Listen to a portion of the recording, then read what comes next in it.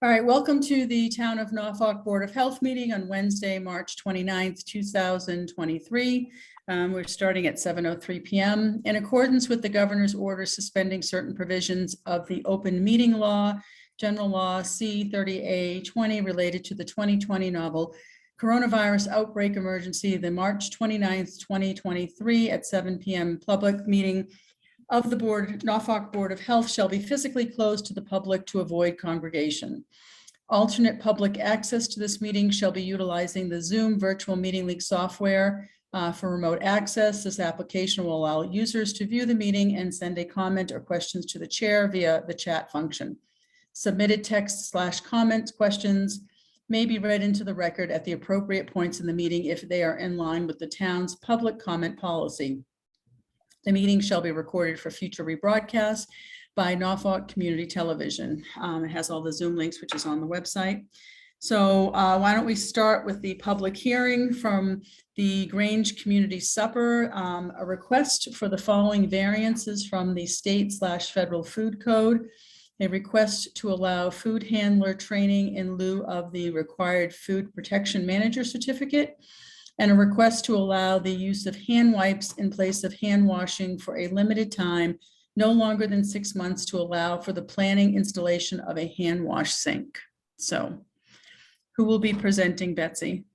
So we have Jill Kennedy on the line with us, and she can maybe explain a little bit. And then we also have our health agent, John, and then John can chime in. Hi, welcome. It's nice to meet everybody virtually. Thanks for having us before your board tonight. I am here representing a group of volunteers who have been running the community supper here in Norfolk. This is just in the way of history. I don't know how many of you are familiar with the community supper. This is an initiative that was started many years ago by a gentleman named Jeff Chalmers, who up until COVID was the primary coordinator of this event. When COVID hit, we obviously shut down. And then once COVID had quieted back down, John Cox, who is also here in this meeting with us tonight, who's the owner of the Gavel in Rentham, in the Raillery in Franklin, he contacted one of the group of us and expressed interest in starting the suppers again, because John very generously provides the entree for our meals twice a month, or the first and third Thursdays of each month. So John spoke with Kevin Roach, and Kevin reached out to Maureen Morrison and myself, and the three of us, with Jonathan's strong support, have been running this community supper the first and third Thursdays of the month. It's a meal that's provided free of charge to anybody in the community. There is no criteria. You don't need to be in need. You don't need to be this or that. It's just open to anybody in the community that would like to join. And the impetus behind it was to build community, while at the same time, hopefully providing a service to some of those in the town that were in need. So that's kind of the history behind it. I kind of fell into it, maybe about a year ago when we restarted it. And the way it works is we accept reservations. We have an email address and, a phone line, text that's published, and members of the community call and make a reservation. We in turn provide Jonathan with a head count each week, and he very generously provides the entree to us. It's delivered by Jonathan or his staff, fully prepared, to the Grange, which is the facility where we're serving the meal.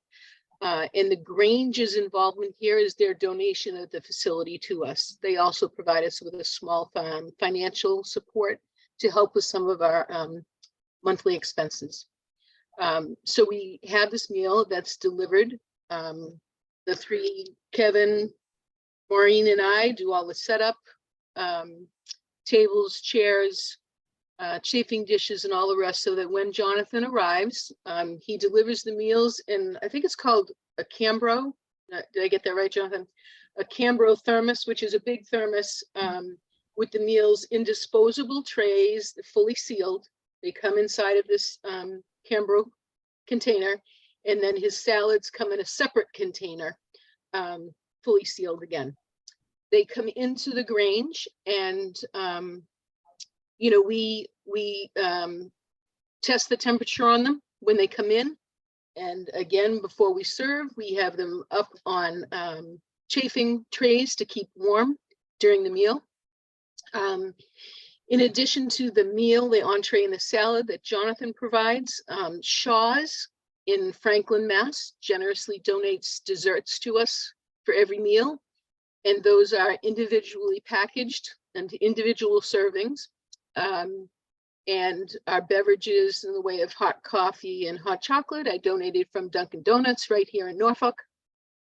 And we provide, the only other beverage we provide is bottled water, which is provided by the Run and Gun Ranch here in Norfolk. So that's pretty much, you know, how it goes. We serve the meal. Typically, we average about 50 people at each meal. We serve buffet style. We have volunteers, Maureen, Kevin, myself, and we have a very select group of others that will assist us if we need extra hands. We serve to our patrons, buffet style, so nobody is serving food except for those who are part of the meal itself. We use all disposable plates, silverware, napkins, water bottles, cups, serving utensils, everything is disposable. So at the end of the night, when our meal is complete, everything is just gathered and disposed of.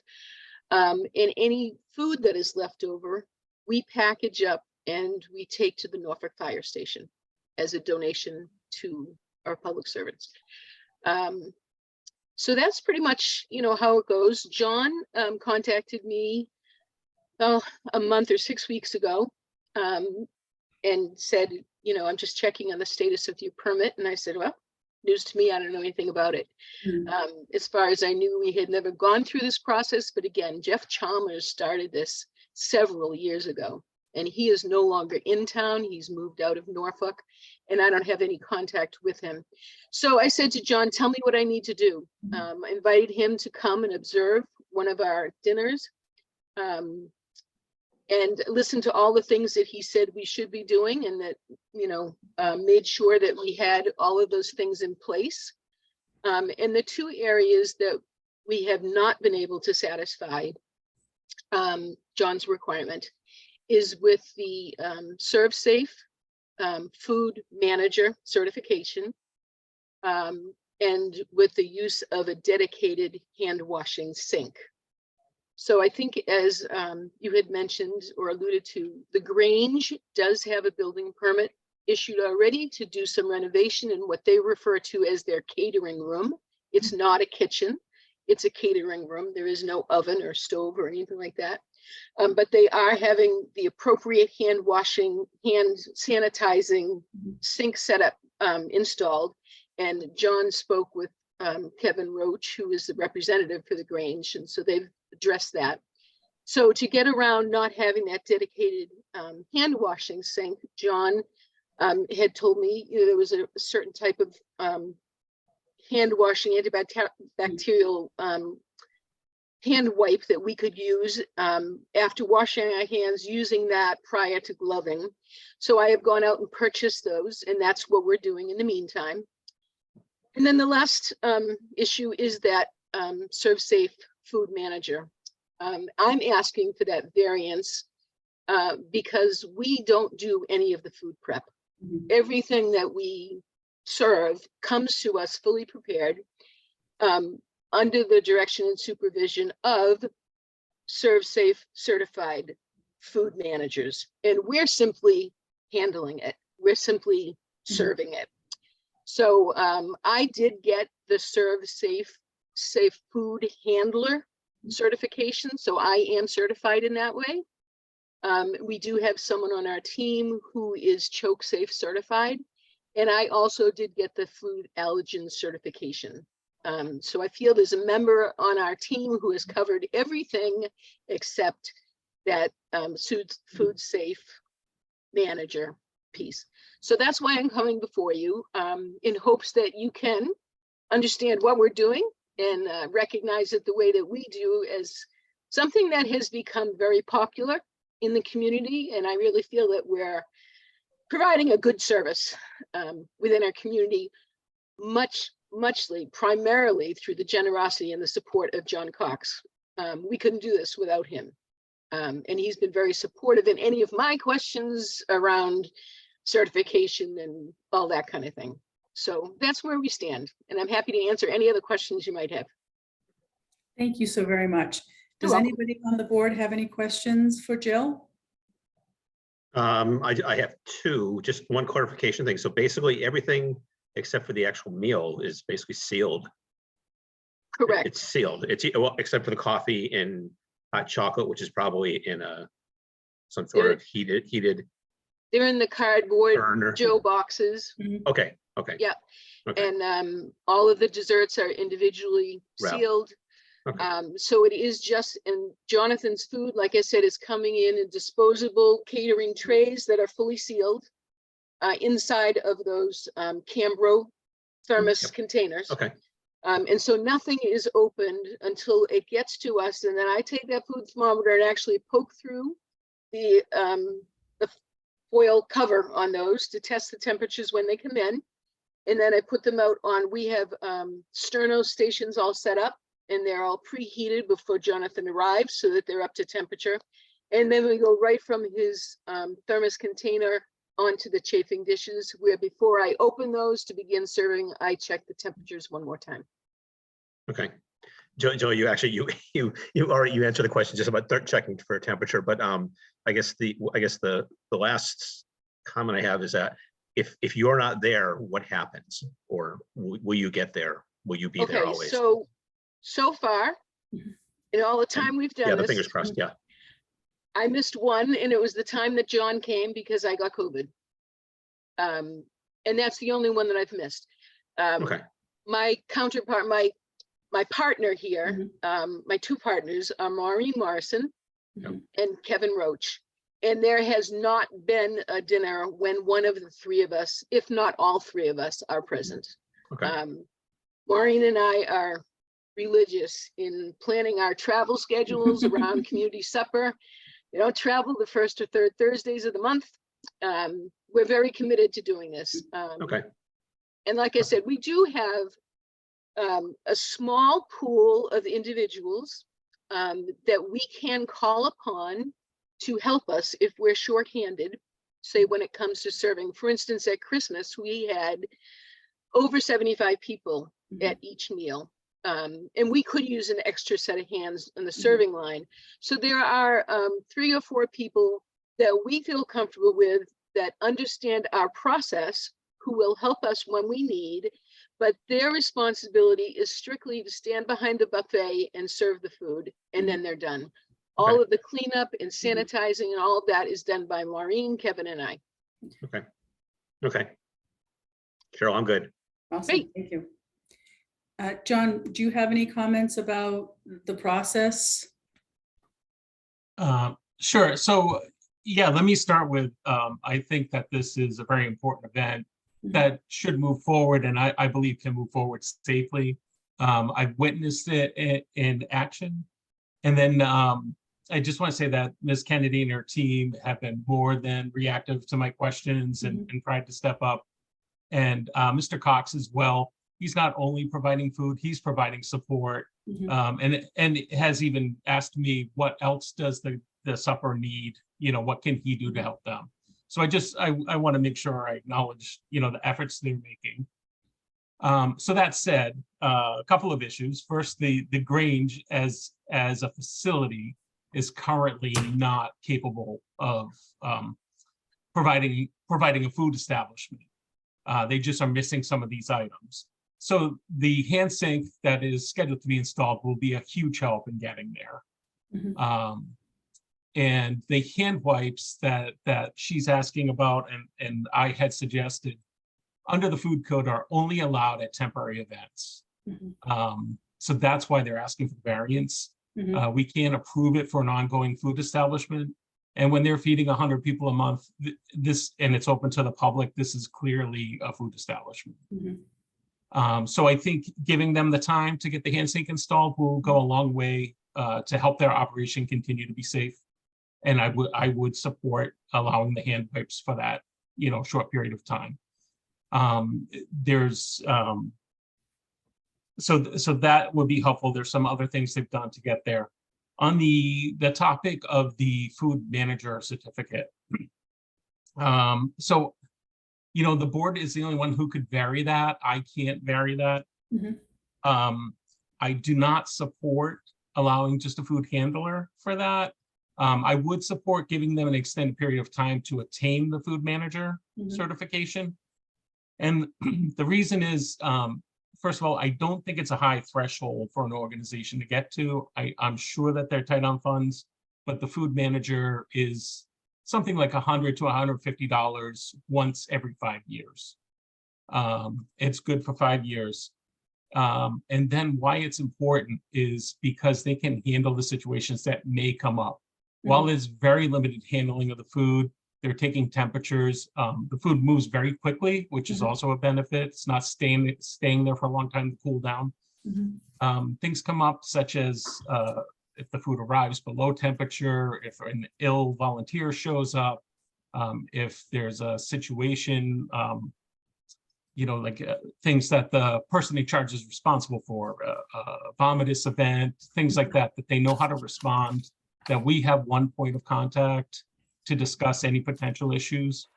So that's why I think that's important, but I do think it would be reasonable to give them time to get there. And I know that, and I've seen it in action, when the food arrives, it's hot, the temperature is good, and goes out very quickly.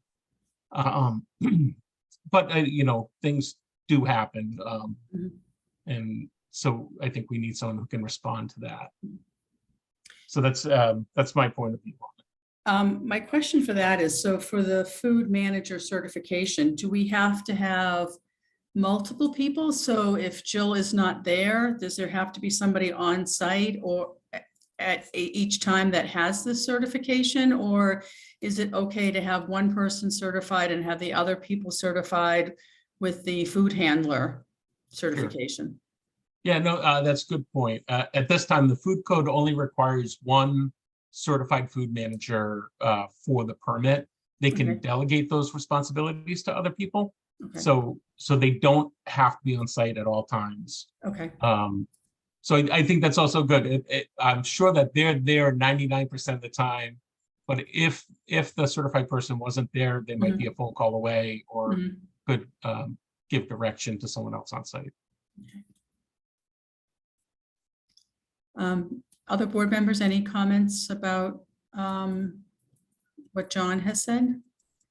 John, just to clarify for me, I'm looking online for the food manager certifications, and honestly, 3,000 links come up. But the first couple are clearly online courses. Is this acceptable to you? And it looks like the fees are $139 to $159, and then if you want the embossed certificate, that's extra. I mean, they just add on things. I mean, it could be up to $250 by the time. But that's basically what but that would be acceptable to you. Sure.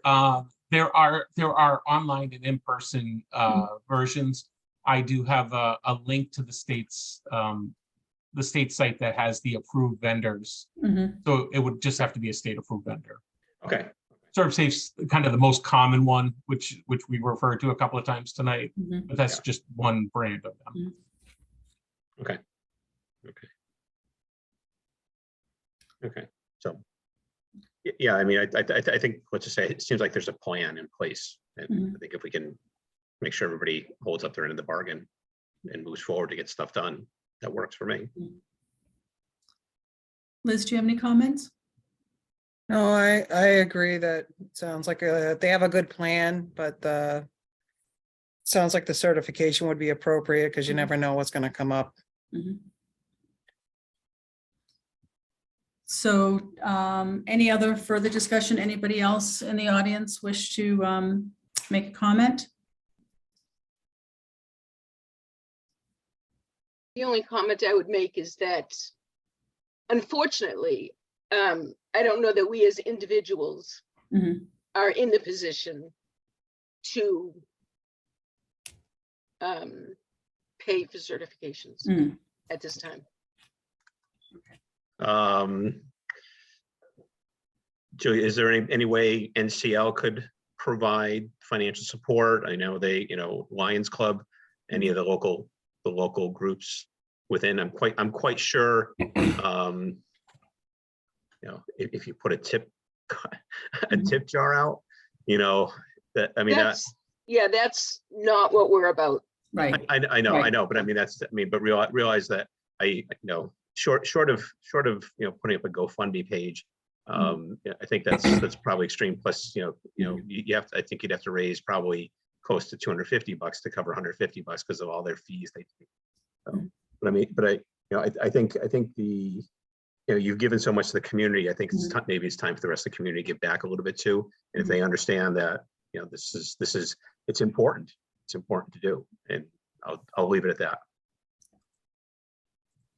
I mean, I just want to jump in. I want to come here just to support Jill with, and if the board had any questions about how the process goes from the restaurant to the Grange, being a part of this for 6 years now, minus the COVID years, the effort and time they put in, it's amazing. I mean, it's every Thursday they're setting up, they're cleaning up, and to walk in there and see the community, mostly seniors, sitting there laughing, talking. I mean, to me, that's what it's about. I know it's to Maureen, Jill, and Kevin as well.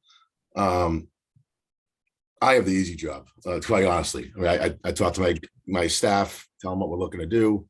They do all the legwork. We package it up and I drive it over. And then they take it 100% from there. So I just, like I said, I want to be on to support Jill and the program. John's been great. Deal with him and the other restaurants as well, and then a little bit in this situation. But just the team over there, they take this very serious. When this came up and Jill was kind of,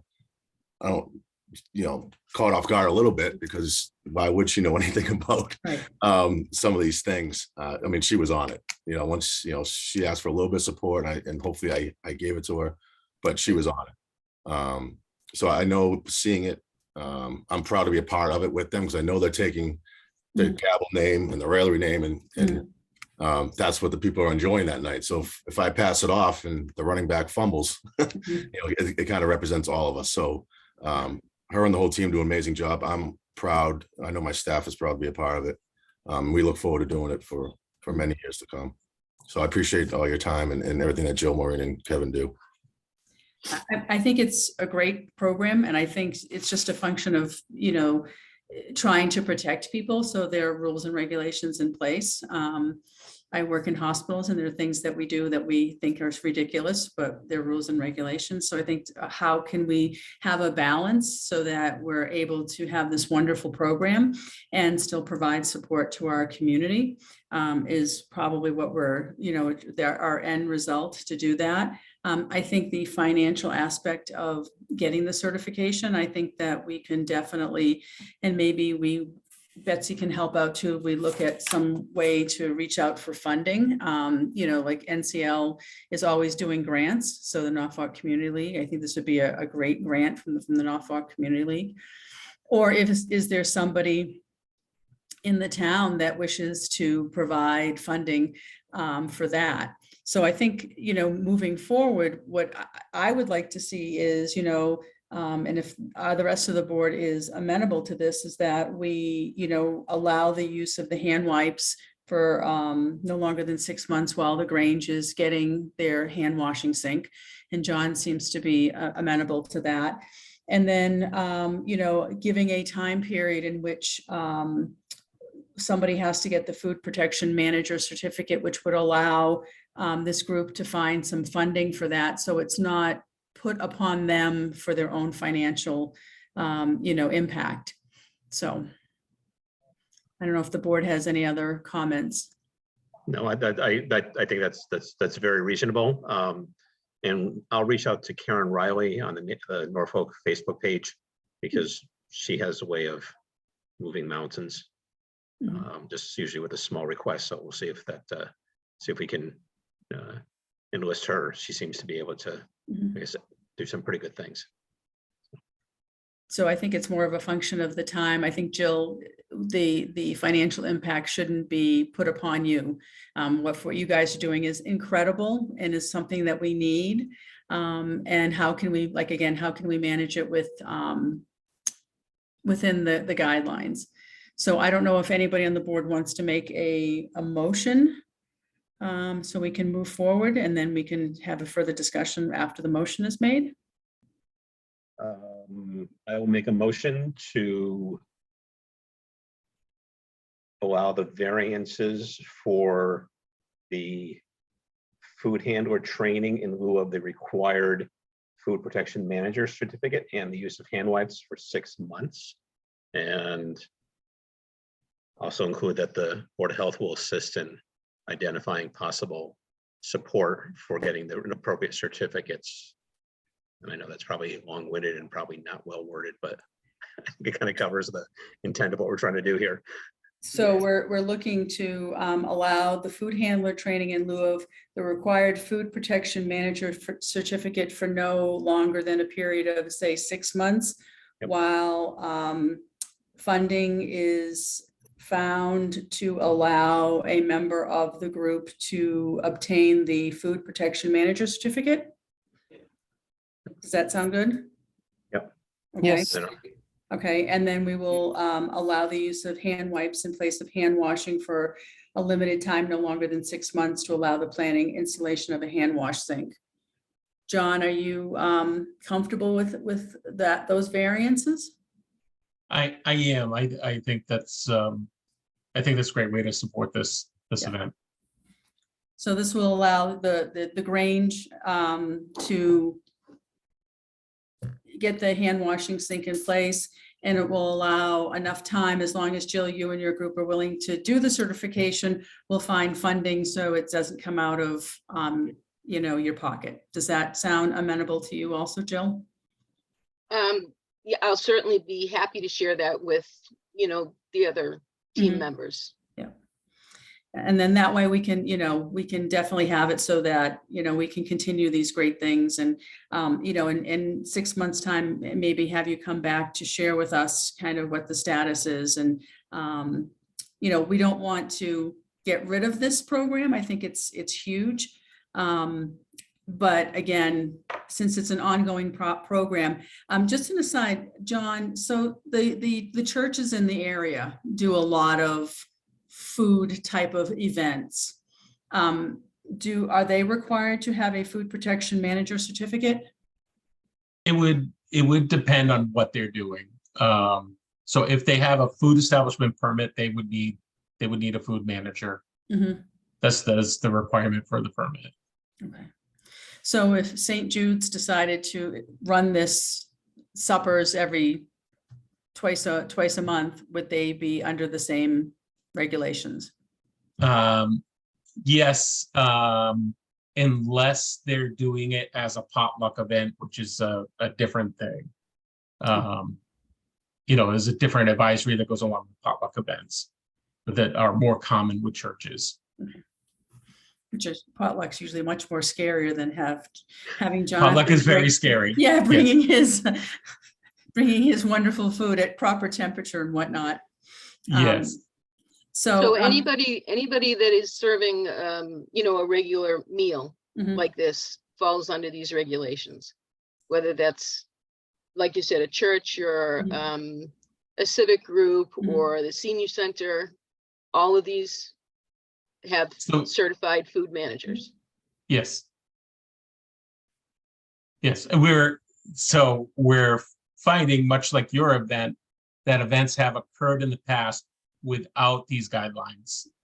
And as we find these events, we're trying to get them sorted out So, and that's kind of what happened with your event. It's been going on for several years. Yeah. And as far as I know, and I've only been with the Board of Health in Norfolk since July, we were unaware of the event. And then when we found out, we reached out. Any other further discussion from the motion? Betsy, do you have the motion written down? I know Betsy's off camera. Yep, sorry. Yes, I do. I had a cat climbing on my back, but Okay. good now. But yes, I do. Okay, so we've made the motion. We've had the discussion. So we'll vote on the motion. All in favor? Andy Bakunowski, aye. Liz Gephardt, aye. Cheryl Dunnington, aye. And Jill, thank you so much in your group for doing this for our town. It's huge, and we will make sure that we get what needs to be put in place for all of the, guidelines and whatnot that has a minimal impact on you and your group, and we can move forward with this wonderful program. Thank you for your time. Thank you, Jill. Thank you. Okay, hold on. All right. Minutes. So I looked at the minutes. I don't know if anybody else has any comments, but Betsy, under the section discuss updates to tobacco sales regulation, you forgot the TON after my name. You have me as Dunning. Oh, well, I will make that amendment. That's the only thing I saw. Any other comments? I don't, but I'll be honest with you. I don't remember talking about the tobacco during the tobacco issue during that meeting, but it's okay. I just don't remember talking about it. It's okay. It was back in November was the last time we met. Yep. Yeah. All right. Do I have a motion to accept the minutes for the meeting from November 29th, 2022? Sure, I'll make a motion to accept the November 29th, 2022 meetings for the Board of Health. All right. Do I have a second? Liz Gephardt, second the motion. All in favor? Andy Bakunowski, aye. Liz Gephardt, aye. Cheryl Dunnington, aye. All right, more new business. John, any updates from you for food establishment inspections? As he pops off the camera for a moment. Right. Hi. Yeah, so since the beginning of the year, we have done 23 food inspections and re-inspections. We've had several temporary events. So along with those, we've been working on providing some resources that we commonly see are missing at restaurants, like such as handouts, signs and posters they're supposed to have.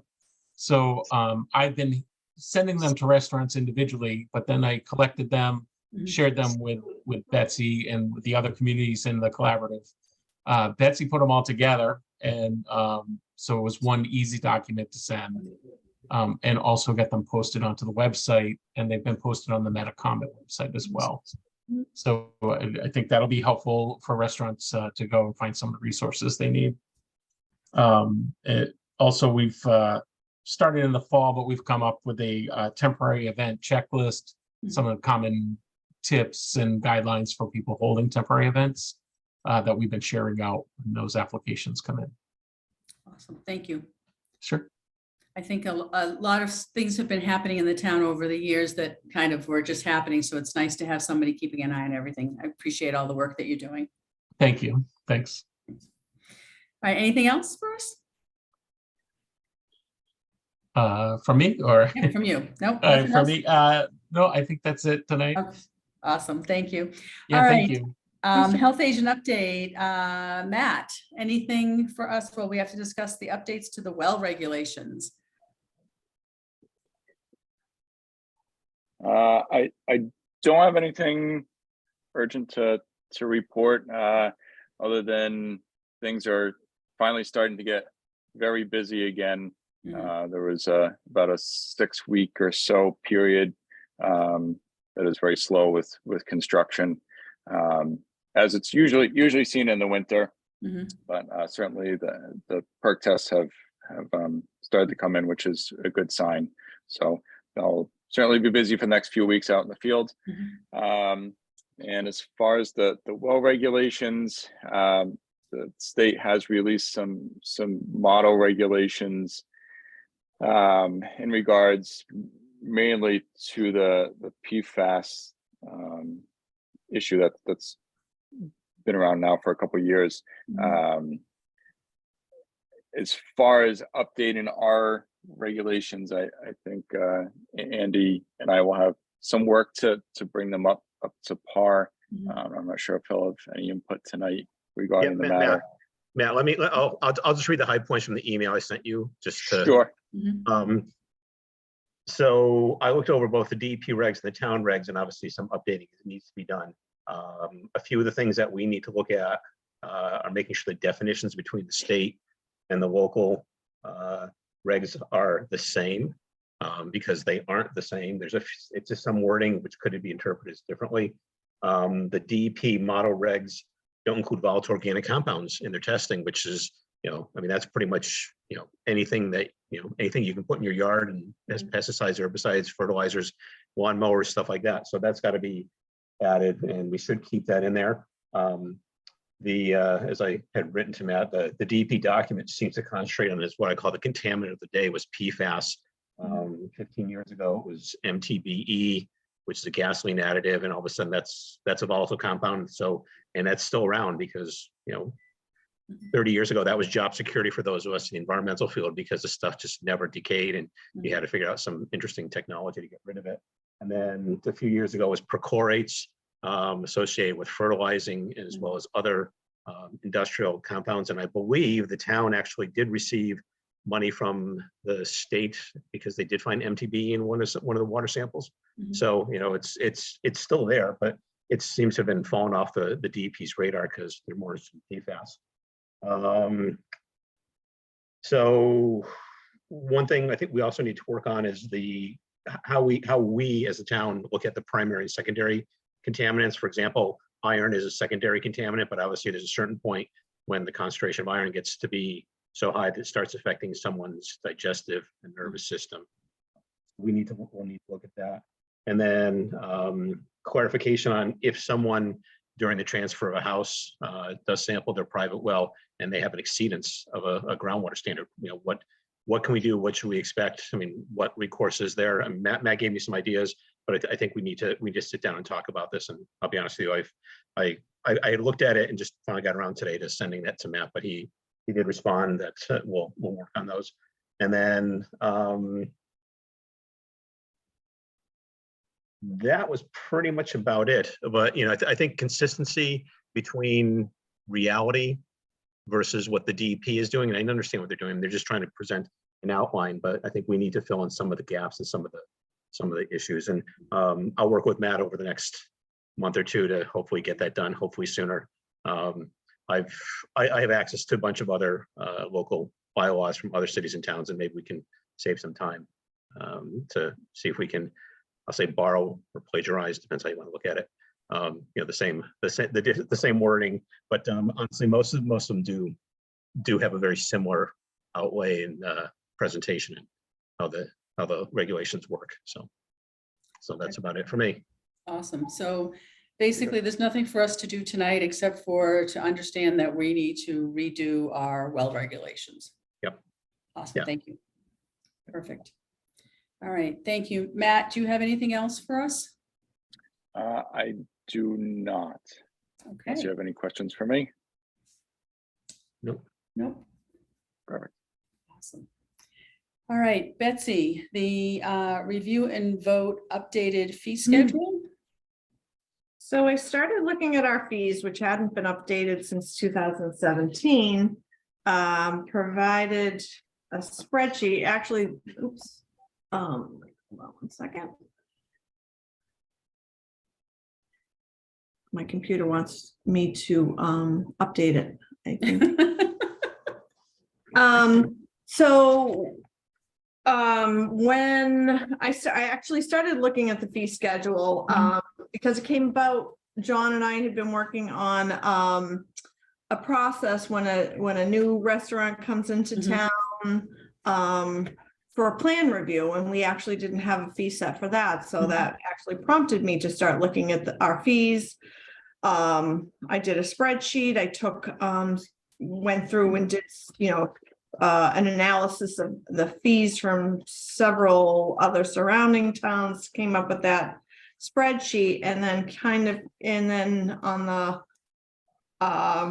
far right in yellow, I came up with a proposed fees for some of the things that I thought that could have been increased.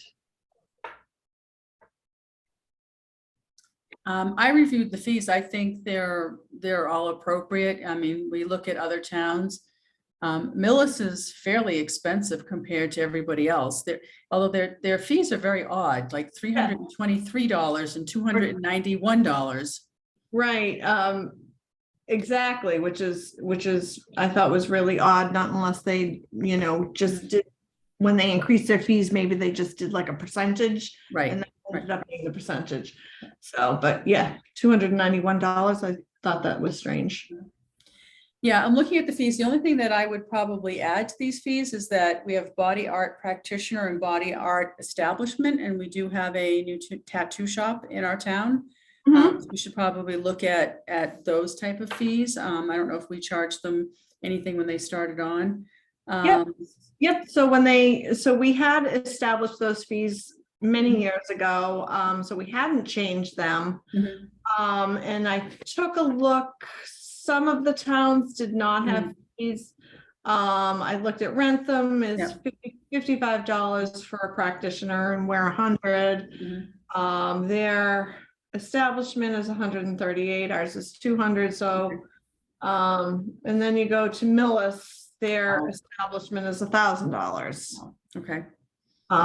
But we only had the one. I thought that their fees were appropriate at the time. Awesome. And so all the other engineering fees and whatnot, looks like you didn't make any upgrades to any of that. I didn't. I took a look. It seemed like our engineering fees seemed pretty in line. I talked to Matt about it. He didn't see anything that, seemed particularly low. So we decided to keep most of our engineering fees. I believe all of our engineering fees. The only thing I did increase was the plan review for building permit reviews, which were like 20 and 40. I increased those to 40 and 60 because those were pretty low. Okay. Anybody on the board have any comments about the fees? No, I have just one question. Do we really have recreational camp in town?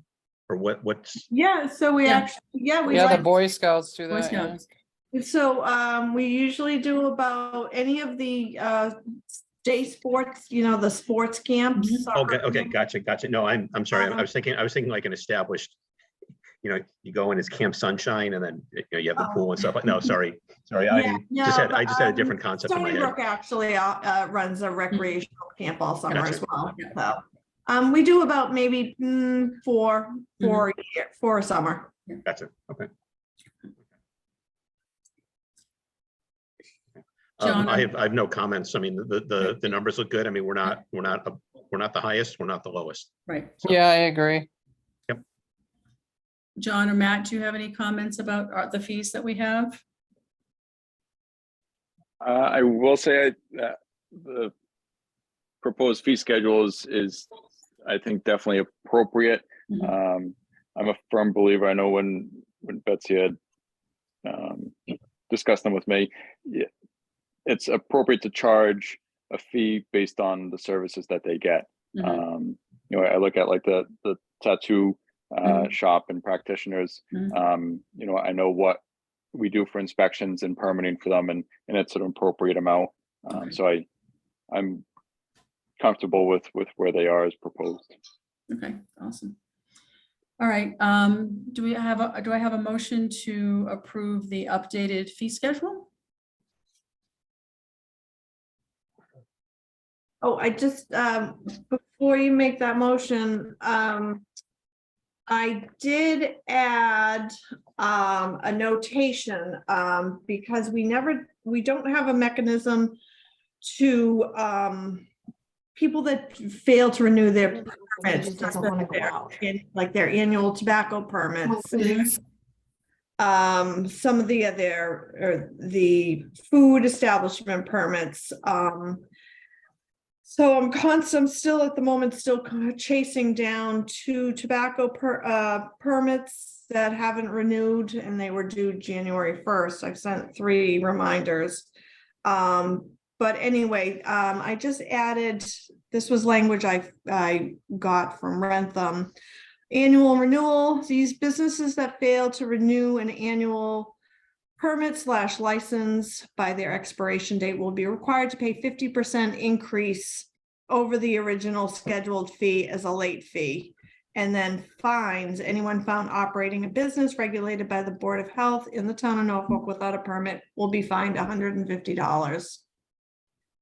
Is the $150 just a one-time shot, or is it $150?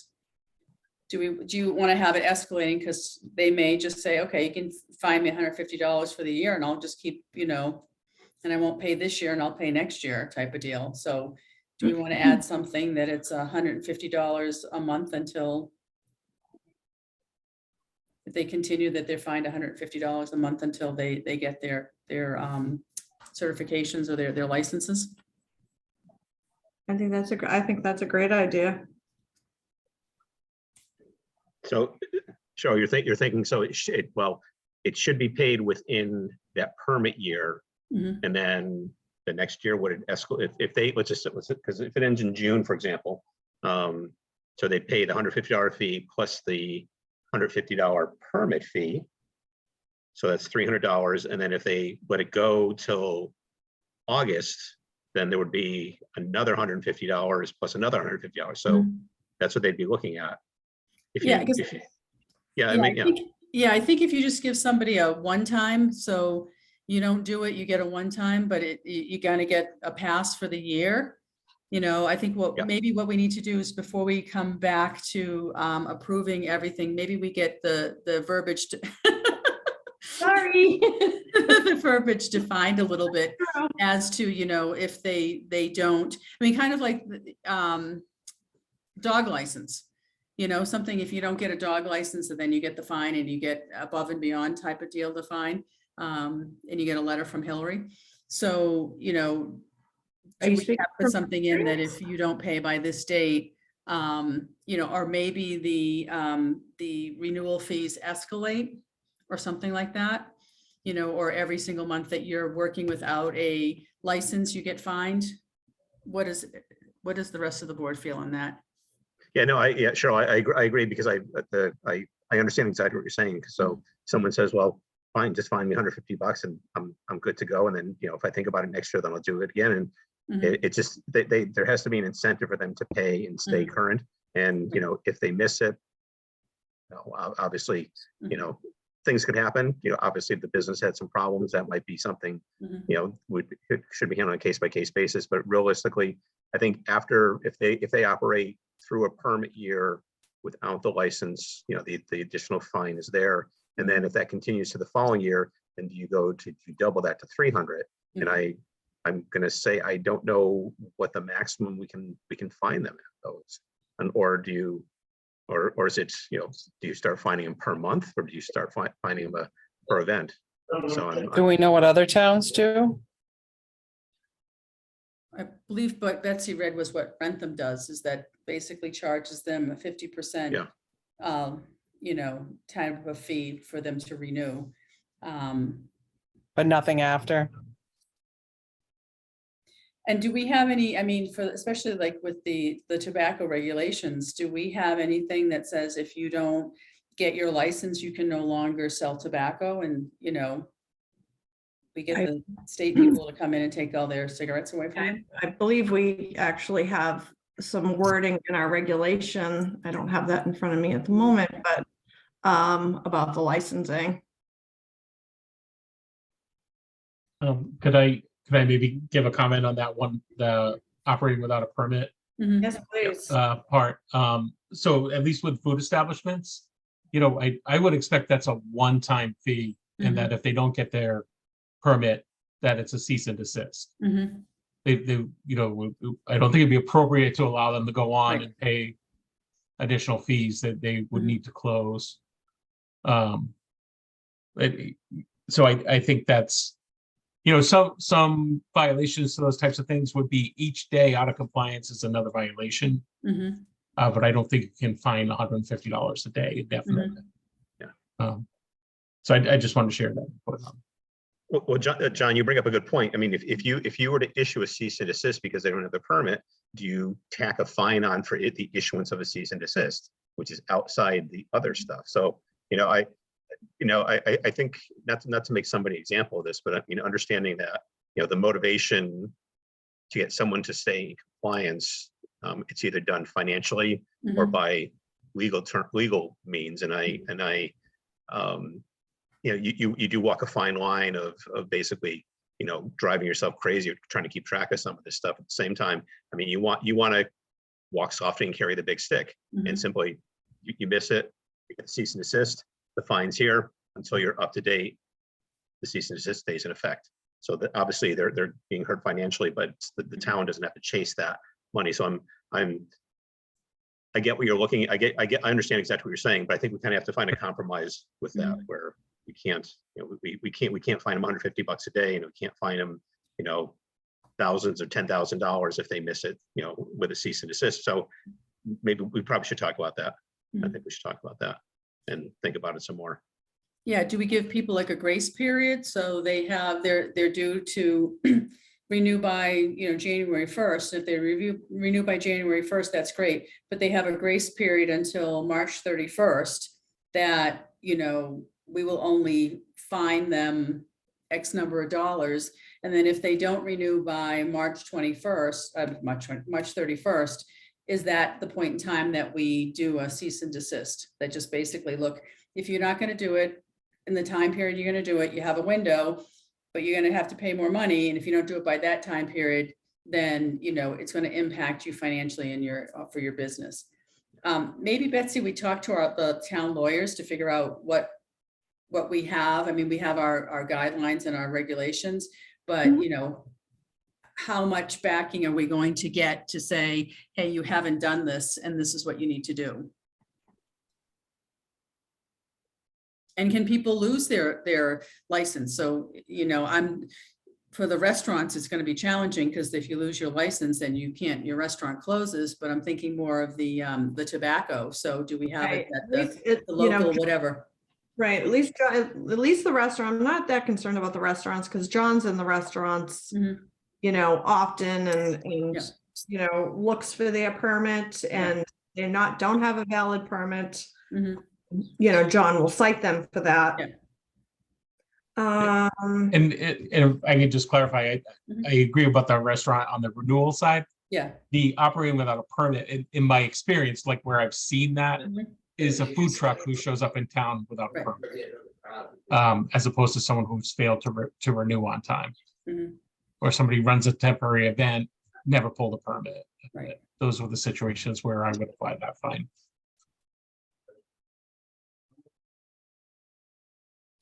So Betsy, maybe you and I can offline kind of bounce something back and forth and then bring it back to the board next month. Looking at kind of what the process is, and then, what the penalties are for not renewing. Sure. We can do that. At least if we can get the new fee schedule in place. And then we can circle back on what we want to do about fines. Okay.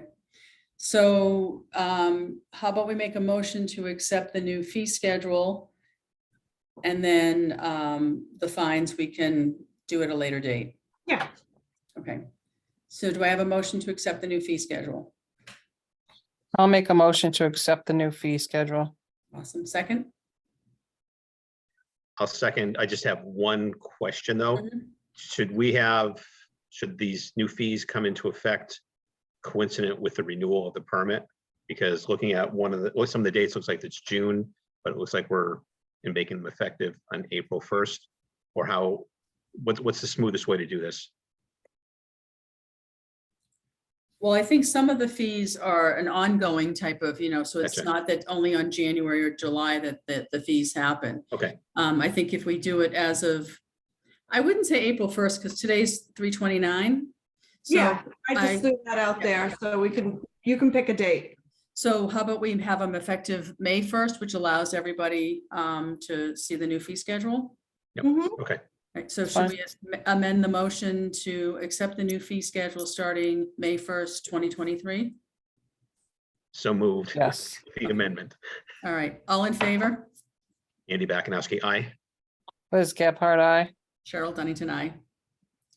All right, we're at the 7:58 time period. I don't know, Andy, you have any quick updates on Southwood or Buckley Man? Yeah, a lot of stuff going on. Southwood, they're 2 years away before it really makes a difference. There's been a couple meetings. Interesting, they found a watch that had radium paint on it and tripped their meters and sort of became an interesting chat a couple of nights ago. They've got a long haul on site. So I just hope that the effort that Rich is working on about zoning and possible uses doesn't get derailed because of the length this is taking. I mean, they're still talking about getting the phase to report on 2 years, but almost 2 years from now. So it's going to be a while. And Buckley Man, we actually had 2 meetings with a couple of members of the PIP group, and I attended. A prospective buyer is looking at the conventional housing there, and they're still trying to wrap their head around the extended existing contamination. And that's the areas that they know about. They haven't really looked anyplace else. So stay tuned on that one too. Okay. That was a minute, so I'm good. Oh, awesome. So one more minute, set the 2023 meeting schedule, the 4th Tuesday of every month. Yep, just the April 25th meeting, there's a master plan Okay. workshop. I think I sent you guys the flyer on that. I mean, I don't know if anybody's interested in attending that, then we can reschedule our April meeting. There's gonna be, Betsy, there's gonna be more than one of those meetings, though, aren't there? Oh, it's gonna On be an April. yeah, it's gonna be an ongoing. Okay. This is like the first, kind of like the first kickoff, I think, workshop. So there will be more meetings. Okay. Schedule's good with me. Yep. Okay, all right, we'll keep it that date if I we need. might I'll have to let you know about the August. I have to move a couple kids into college, so I don't know. Yeah, I don't know in August. I think it's around that time. So when I get the dates, I'll let you know. right. We can always reschedule. It's actually my son's birthday too. Not that that matters. And actually, technically, next month is my last meeting, so. It is, I know. So- We still have an open vacancy. We'll have a vacancy on the board Unless people write me in again. Because that's how I got elected the last time, or this time. if you're willing, we can make it happen. Possibly, if there's like no interest, I'm becoming Tom Gilbert. Either that or we can write Tom in.